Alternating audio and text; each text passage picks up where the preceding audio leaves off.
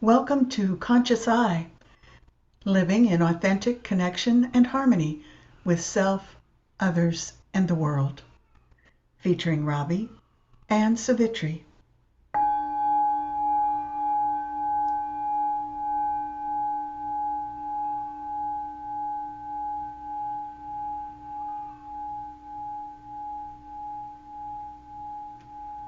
Good evening, Ravi. Vietnam. Good evening, And Savitri. namaste. How are you this evening? I am so pleased to say that this is our 40th episode, and we've had some very interesting responses in the form of comments and so many um, thank yous and uh, congratulatory comments that people have left, that we thought tonight we'd just zero in on maybe three or four and know that all of you are so appreciated. It's a joy to look at our episodes and see that people have made a comment, either a simple thank you or asked a question. Yeah, it's So, great to hear from folks. Yeah, so I spent the day outdoors in this beautiful weather. I know I'm looking a little windblown, but reviewing these and yeah, just thinking about our past conversations has, it makes a nice end to the day. yeah. I know that we did an episode on responding to folks' comments before, so we're kind of starting on some uh, new territory here with Samantha Cabri. I'm not sure if I'm saying that right, but that's she commented from episode 5, Karmic Returns and Eclipses, and I love her question. Yes, third question. Does inviting the non-pleasant and sitting down with past patterns or messages help with healing trauma or PTSD? And I think disclaimer, well, I'll first start by saying I'm certainly not a therapist and not going to give a any type of therapeutic response. But what we do know is that trauma is any distressing experience that affects us psychologically, emotionally, or physically. And PTSD is long lasting stress or fear response long after that stimulus is gone. And I just, I think from a holistic standpoint, or just from a very, very broad view, I think it's safe to say that the more of ourselves that we can integrate, the more holistically we can approach ourselves, the better we can understand ourselves. But what does that inviting in look like? Because when we think of trauma or PTSD response, we're talking about experiences that deeply impacted us and our, unwanted or more of a sometimes a subconscious response to that. So what does even inviting it in look like, and where is that coming from, or what's the motivation behind that? Mm-hmm. We've talked about before how that idea of, healing can be a little ick. We Well, see it out there in some ways. yeah. And, the thing that's interesting about the way she phrased this question is that she starts it out with does inviting, and I know you landed on that word. And there are methods that do that, that invite people to explore their experiences with within a safe environment with a counselor who's able to take them through circumstances from in a safe location that then gives them the opportunity to evaluate and self-evaluate and begin to um, poke some holes in the memories and start to reunite some of those memories in a different way. There's a fine line there that when a counselor is working with someone one-on-one on a regular basis, maybe weekly for a duration, maybe a couple of years, depending on the trauma and the PTSD that's there, that the fine line is, where do we stop inviting it and begin to explore things like what's triggering it and begin to get ahead of the trigger. In other words, when we hear the thunder on the horizon, we know a storm is coming. Well, let's get to the basement when we hear the first alarm that it's time to go. Not wait until it's right on top of us when it's very intense. So there is um, that stepwise process that really is so individual for people that it's difficult to answer her question therapeutically, which we both are coaches, so neither one of us are licensed for counseling.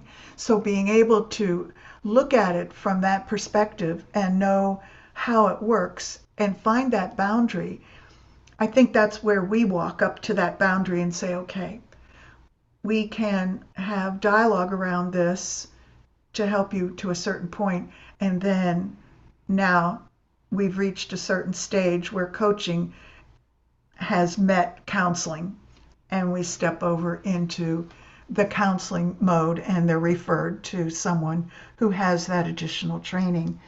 So, Oh, well, see, my approach was thinking of this purely in a, from a personal standpoint. And I would say, I mean, for me, thinking of it like through practice, right? So mhm, when I say, first of all, I know in previous episodes we've talked about, inviting in our anything that shows up in our shadow self, and absolutely, I think that's an important part of I agree. that healing process. And I say healing, and I use that word like lightheartedly. I mean, because truly, truly holistically, like we are whole and perfect beings, and having this Mhm, sacred experience. And yet, I say that, I said it kind of glibly, so and I right, didn't want it to come right. across that way, or I feel like it And we sounded that had way. that dialogue in But another episode about the concept of healing and what that's all about. So, right, yeah. right. Because truly, how sacred are you to have this human experience, and how perfect are you in your imperfection? Hmm. And that's such a beautiful thing. But when I think of just my own practice, Hmm. sitting in meditation or sitting through a practice, things are going to bubble up. Things like you'll hear the thunder, right? Hmm. Some things will start to surface. And so you're not always in necessarily a therapeutic setting or even a coaching That's true. setting or Right. whatever it may be when these things come in. So I think what was kind of stood out to me does inviting the non-pleasant and sitting down with past patterns. That question is like how you respond to that is how, whether are you pushing it away, are you inviting it in, because it's going to come up Hmm. when you sit and practice, it will start to come up. And so sometimes, like you mentioned, it's important to do that kind of practice and, maybe a class that's geared towards, it's trauma informed. But you can sit with yourself, um, at any time and start to feel safe with yourself. Because there have been times that in my life, going through things, and I've mentioned this before too, that I did not feel safe in my own home, in my own body, but Right. sitting, going through a practice, um, got me through that to another side. And I know we're all going to have different experiences, but just knowing that when you're doing any type of dedicated practice, things will come to the surface. That's what it does. It brings up the garbage, and it brings up, wounds, and it brings up all these things that we may not want to see. Does it help us heal? Can we sit with it long enough to process it and find that safe environment, whether it's with yourself or in a supportive environment, to process through it? I think that's the question. So the question becomes then, how does what comes up get processed? At least for me, that's that, because it is going to happen. That PTSD, the trauma, is going to be probably triggered or come up, or you'll hear that hint of it. So how do we explore that, and in what environments do we do that, and with what supports? And own personal opinion, take it or leave it. I think when we're able to work through those things, because there's no way, around, over, under, through, we've got to go through, then we can really, really integrate that part of ourselves and become more whole. And that is what I believe is the true definition of healing, is being able to unify all of those parts of ourselves. I agree with that. Yeah. And especially from a somatic standpoint, somatic movement, the sequences are designed for individuals who are in the class in a way that some of the things that they have shared in my classes with me, the movements and the holds and the pranayamas are geared toward specific events that they may have had, so that I'm in the know. For somatic, well, for all yoga, we have a checklist of what are the physical things that might be considered during yoga. That's part of that check-in process in the beginning. For somatic, it's similar to that, but it's also talking about any kinds of events in their life that may have caused grief or sadness, or specific shadows that may show up, so that as leading those movements and sequencing them, I have a sense of timing and pacing, knowing how much maybe to push one day and how much for the next week we need to back off and just be in our comfort zone. So there's a method to that madness behind the scenes for somatic that gets into the practices that you were talking about. The interesting thing that I feel is part of this question that she has is that past patterns and messages, and I'll just say that yes, it's important to visit those, and from my perspective as a coach, but at the same time, we can get caught in a spiral of perseveration, and it becomes a static situation where it becomes difficult to move out of that then, because you're always expecting the trauma to emerge. You're preparing for the trauma to emerge. The story is there at the top of mind all the time or frequently. And so that's that balance, I think, that trained counselors get into, where they start to dive into that territory in a way that helps whomever is needing the help to know when they need to just kind of turn it off if they can, and learn how to accept and adjust and assimilate at their own pace, rather than have it be very intensive all the time.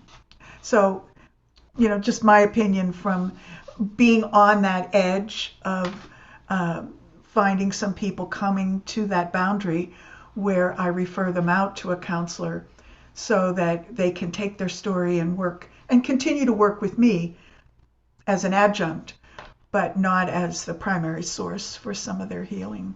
Yeah.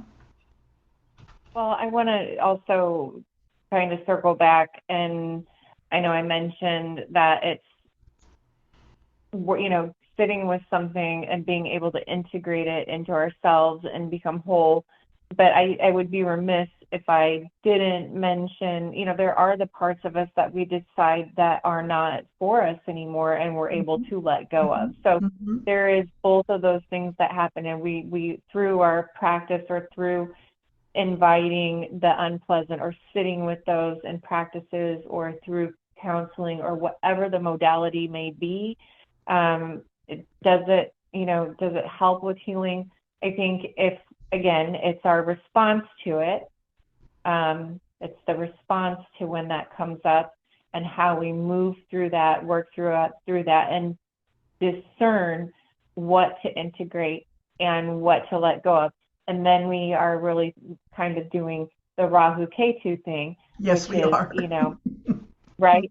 Taking our karma and transmuting it into dharma. So that would be where I would go with that.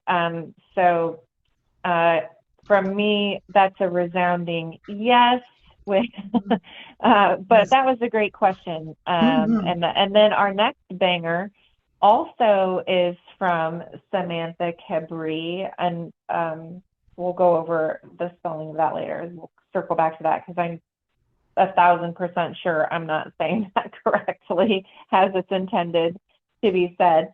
But there was also a comment on our episode Ego Evolution. What does finding the connection all around us do for our self body? How does it help resolve karma? And how does it help with moksha? Did I capture all of that? This is another amazing question. I loved this. And it made me think of the first thing, I had to go is, well, how do we resolve karma? Because how, does it help with resolving karma? Well, it's like, okay, how do we do that? Well, we take intentional aligned action to neutralize past actions and create positive future ones. We develop mindfulness. We practice selfless service. How else would you say we resolve karma? Yes. I have a really broad brush here. We're resolving karma first of all, I have to back up, because karma, we talk about resolving it, and it always takes on that connotation that it's something that is retribution for previous action. So yes, resolve. And it's almost as charged as the healing. That's right. It's really hard to talk about because there are lots of perspectives, and karma's talked about, I don't even know how frequently, but I would say 80 to 90% of the time it's talked about in an oh no, not karma way. And Right. At the same time, when we have actions that energetically improve the external world and create happiness, joy, and benefit, we receive karma from that as well. And it's not oh no karma, Exactly. it's oh yay karma. We're getting some of this. So I'm trying to get my language around this because I think a lot about how it's talked about. And so I think I've come, for the time being anyway, to talking about karma in a way that we meet it. It comes to us and we meet it. And when we meet it, then we do what you were talking about, discern what is this. And every breath we take, every moment we live, we are meeting karma. So we're sitting here recording this video. It is some type of acquaintance with some karma that has come to us from a previous life. And we are creating in our actions karma that will be sent forward. So it's regenerative. It's creative. And so with that being said, we bring ourselves to a sense of what you mentioned, which is practice and mindfulness, where we're looking at what are we deciding to do? What are we deciding to act? How are we thinking? What are we saying? what are we putting out into the world? And it gives us the idea, at least if we have a moment to really think this way, most of the time we're just busy being human and doing our things. We don't really give it a lot of thought. But all the things that we do sends out an energetic that will be reflected back to our soul at some point in some lifetime. So from that perspective and starting from that ground, the point in her question that she says, how does finding the connection all around us do for our self body? That connection is just living. We live and do and be. And we become aware of that connection through study and understanding and learning. And then it gives us the opportunity to do all the things you said, which is have practices that are deep and meaningful. And we begin to see the meaning of life, not just our own, but all that's around us and the cycles of things that occur. And back to that pattern thing from her first question, the patterns of not just our own existence, but all the other things around us. So these two questions are really big. I know. I thought this was so great extremely because, deep and big. and I went right to that, like, well, I jumped to what does it mean to resolve karma? And that's such a great place, to go with it, that to mention that, yeah, karma isn't just all bad, but we do want to resolve the lessons that come up for us in positive ways. When I think of the self body, I think of the 10 body. Right. So I think of the soul body, the 3 minds, the positive, negative, and neutral mind, the physical body, the arc line and auric body, the pranic body, subtle and radiant bodies.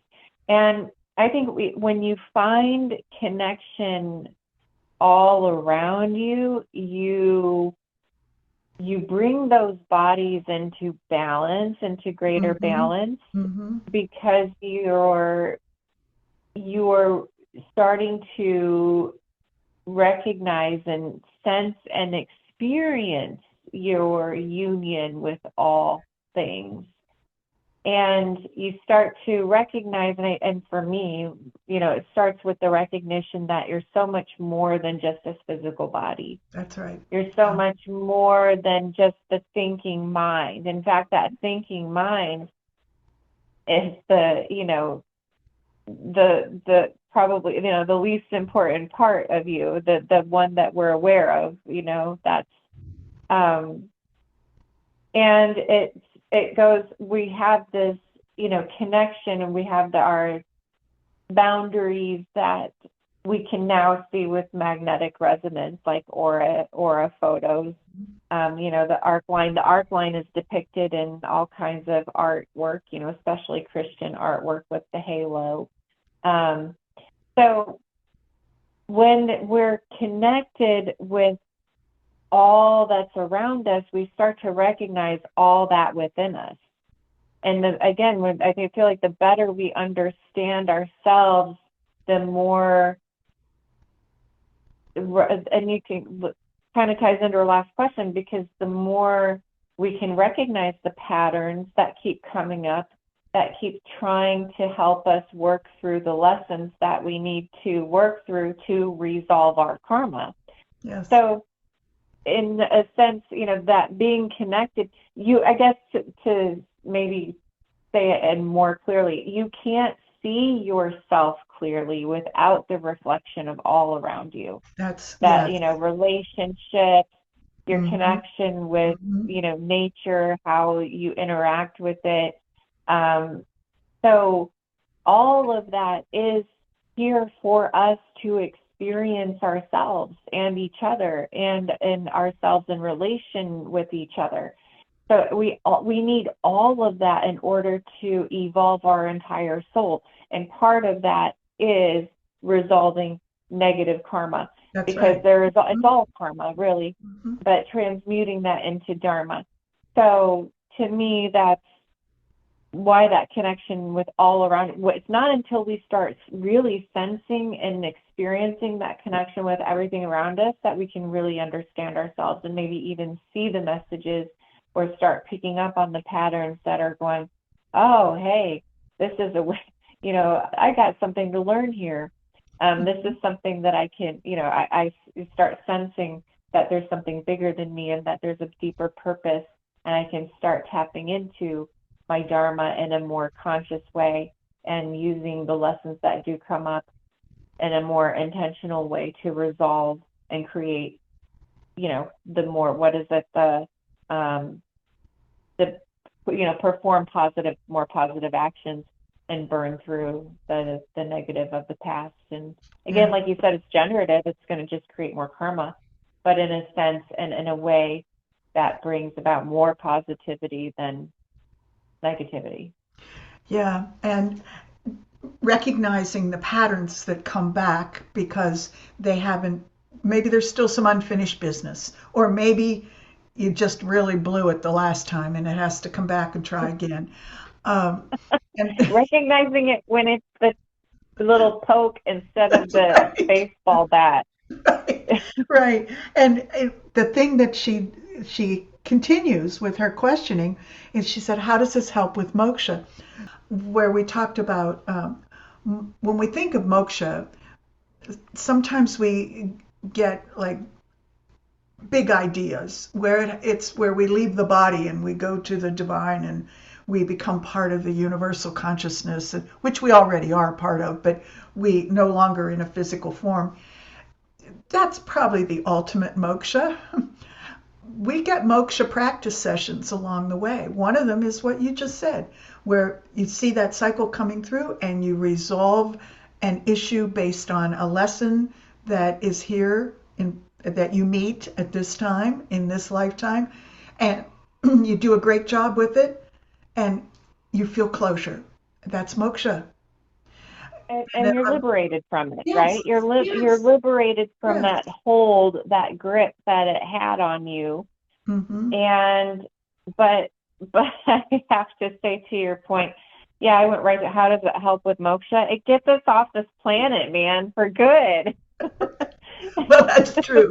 That's true. The other side of it, though, and I always have to go here because we're on Earth, and even though I believe my philosophy goes toward non-duality, but I recognize that on Earth it it's a dual situation. So when we talk about resolving the karma and getting out of those cycles of lessons that maybe aren't so pleasant, that's moksha. But also at the same That's time, if you right. think about when something comes that's beneficial and it's a return of a good action or a beneficial action that we may have had in the past, that we've achieved something, and it comes back to us as a gift, as karma in the form of a gift, that's moksha too, because it Right. elevates us and lightens us and not enlightens us, but it lightens our physical body, and our mind opens and expands and accepts it. So karma really is pushes our buttons in lots of different ways. And that results in an opportunity to experience moksha as little practice sessions along the way. Yeah. Yeah, that's a great point. I'm so glad you mentioned that because I think, like you said, most people, I know I certainly did, my response to that, how does it help? It gets us out of here, man. But yeah, it's a good reminder that to appreciate those moments of liberation that we do get here, and that, those moments of shedding something and integrating something and then evolving, who we are on all those levels. I look at all the 10 bodies, and even physically, we can evolve so much physically when we're going through those processes and reaching moksha, or those moments of liberation. There were a couple more comments on that episode, but for our listeners, you can check out episode 11, Community Mm-hmm. Heartbeat, because we did address some of those there. But man, those were some banger questions. Those were really fun to talk through. Those were amazing. Did you have any others to dive into? We had quite a few from Deborah Joy Hart. Many of them were complimentary and thanking us and really noting certain things that made a difference for her and what she was thinking and maybe had some questions about. But if the questions came out of her comments of understanding, if that makes sense. She mentions that she says so much to think about, and when I do aim and apply authenticity and loyalty to my integrity, I wrestle with how I anger others. I don't mean to be hurtful, yet I changed, learned, modified the rules to feel more aligned with my inner self. It's hard, and then I doubt myself. And this one is from episode 30, which is Loyalty and Authenticity, was the title of that episode. And she makes a good point because it's not easy, just to back to duality, to be a nonconformist in a conformist oriented social structure. And it gets more and more difficult depending on where you happen to land. Maybe it's a job environment. Maybe it's a social environment of some type. Maybe it's your religious organization. Feels like she angers others just being herself. So that's kind of an interesting deep dive into some perceptions about whether she's truly addressing her own shadow or perceiving the shadows of others in the form of anger that they seem to express. So it would be kind of interesting to know a little bit more about where that was coming from and what she was thinking, because I think we all talk about our karma. We do what we do because of who we are, and when we're authentic, often that rubs people the wrong way. They may not like that energy. They may feel uncomfortable with it, or it just might be diametrically opposed to their ways of thinking about how the world needs to be organized. So, what do you think about that particular Now that situation? so now I'm looking at a comment from our listener and friend of the pod, and Deborah Joy Hart is a friend of the pod too, Mm-hmm. Sonam Kipu, where she mentioned, it was to episode 26. I don't have the title of that one right now. I'll get it in a second. But she says, refreshing to hear your thoughts, considering knowledge based in honor versus society's demanding push on people Mm-hmm. to and past their breaking point and where it ends. So it's interesting how I feel like that ties into what you just, maybe a little bit to what you mentioned about, what's expected of us, or where are we societally. That's what we've been talking about or kind of exploring in Yes. on Conscious Eye since we started it. Is we know it's tough to live here together, right? It's tough to live here together on this planet and inhabit it together, and it's tough to inhabit ourselves and live with ourselves sometimes, is what I'm hearing from these two comments. So I think that's kind of interesting about these two comments is, it's like Earth School is rough, right? We have to not only learn how to get along with others and see ourselves, and work through our relationships with others, but man, we got to get along with ourselves, and that can be hard too sometimes, like Deborah said. And I just, what Sonam said here, such a gentle planting of the seed to restore humanity to self-respect and taking back our collective power versus allowing evil things to continue apathetically. And I just want to say that's what we're here to do, is just to think through things, talk through things, hear each other out, because through our own lived experiences, we may feel lost and completely alone, but when you share that with someone else, you find out, oh man, maybe they're going through that too. Or maybe you thought a certain way about others, and then you really hear their story and you feel completely differently about it. You know, that's what we're here to do, is just to explore how we evolve as, ourselves on a personal level and here in the collective. And so it's interesting how those two comments did seem to kind of tie in together at They the end do. there. Yeah, yeah. Great catch on that. Um, That episode is forming the future from the inside out. So, oh, yeah, yeah. Okay. Good one. Episode 26, right? yes, mm-hmm, yes. And one more from Sonam I wanted to mention. She commented on episode 16, Holidays the Sattvic Way. She said she loved the yogi tea. So I want to remind Oh, listeners to go back to that episode if you want the yogi tea recipe, because mm-hmm, it's not just for the holidays, it's for any time. And also, and now that it's getting warmer, you can make that ahead of time, and you can make a cold iced like yes. yogi tea chai. So Mm-hmm, that would be really good to do yeah. coming up. And I I know, there were so many other, again, like you mentioned, just really kind, sweet comments from our listeners. We want to thank, and I'm just going to read everybody's handles, and if I get them wrong, I'm sorry, but you can comment on this video and tell me That's phonetically how to right. say it correctly. But we've got from at Kool-Aid 719, Deborah Joy Hart, friend of the pod, Debbie Walmsley, friend of the pod, Jennifer M6V5W, Lee Corson 413, Sonam Kipu, friend of the pod, uh, Samim SB1, and Amy Haney 2488. Thank you so much for listening and for Oh, yeah. sharing with us, Mm-hmm. and for everyone who joins us. And we love hearing from you. Truly, truly, these were really, really enjoyable questions to think through and talk through. And it was awesome and fun to do this It today. was. Yeah.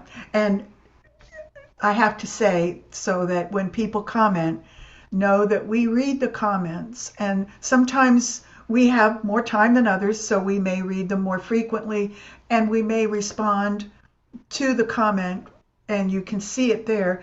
At the same time, if you don't get a response from us right away, know that part of the tradition that we're building is that about every 10 to 20 episodes, we're going to collect the comments, and we'll be doing this again with the comments that we hear from you in the future. So there is a way to participate, and we're opening the door and welcoming you in. So please get involved in the dialogue, because we care about each and every one of you. You're all special. And thank you so much for Yeah, being with us.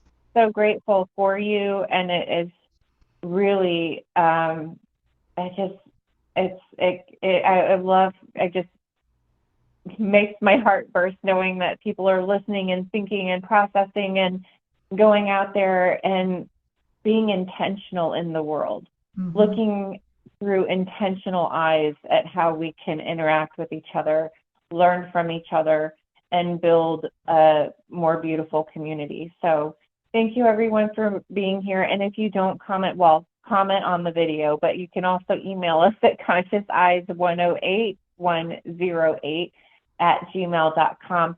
And just don't forget to like, share, subscribe, and we will see you next week. Namaste. Satnam.